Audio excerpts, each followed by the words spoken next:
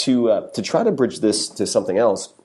I mean, what you work with, of course, I'm not going to mention names, but you work with some of the most stunningly successful and famous traders and people in finance. I mean, some real kind of masters of the universe type folks. What have you found unique about that group of people? Let's just start with that. I'm curious to know kind of what you've noticed, being as observant as you are, about that group of folks. Oh, it's a big question. It is a big question. Yeah. Well, I mean, first of all, I think a core principle to start with is that there are many paths to greatness. I mean, each one of these guys who's really world class is doing it his way, and he's harnessing his eccentricities. He's cultivating his or her strengths as a way of life. There's not an excessive focus on weakness. There's just an embracing of deep study of the preconditions to someone's finest moments of expression and building lifestyles around it. And that's a lot of what I do, is help people understand what makes them tick on a very, very deep level relative to the cognitive biases, where they're locked up, and where do their greatest insights come. What kind of external conditions, what kind of internal conditions. And the ones who are really at the top are people who have mastered this art of deep introspection and taking the result of these introspective processes and turning them into training systems and into a way of life. And it's fascinating how the process works. I mean, what I do with these guys is if after I do my initial diagnostic process, I have ways of revamping their daily architecture, the way they live their life, so that they're, for example, aligning their peak energy periods with their peak creativity work. They're building lifestyles that are just relentlessly proactive, as opposed to reacting to inputs. They're building a daily architecture which is based on maximizing the creative process. And if you think about this relative to most people, a simple case in point is email checking, right? Most people, when they finish a break, even top guys in industries, when they finish a break, whether they wake up first thing in the morning, what do most people do? They check their email. Mm-hmm. When they come back from a workout, whether they check their email.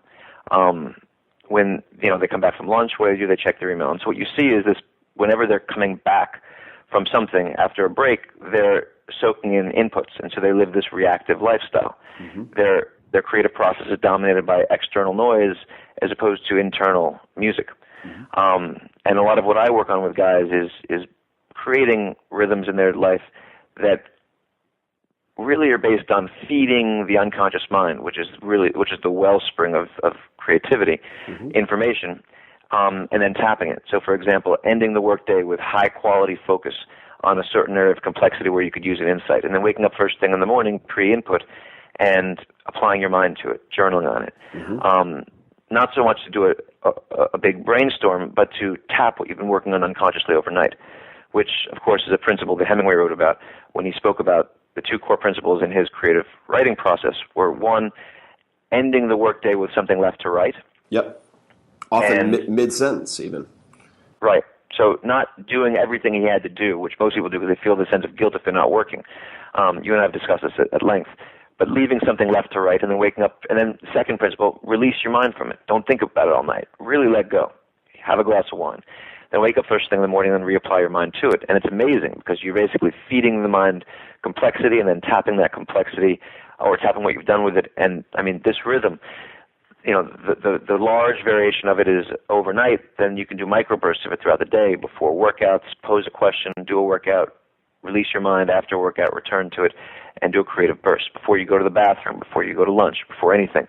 And there's ways of systematically training yourself to generate the crystallization experience, the aha moment, that can happen once a month or once a year. A lot of what I do is work on systems to help it happen once a day or 4 times a day.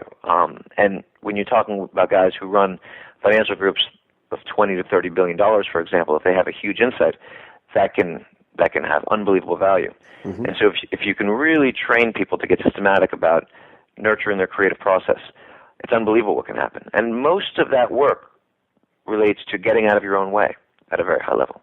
It's unlearning. It's the constant practice of subtraction, reducing friction.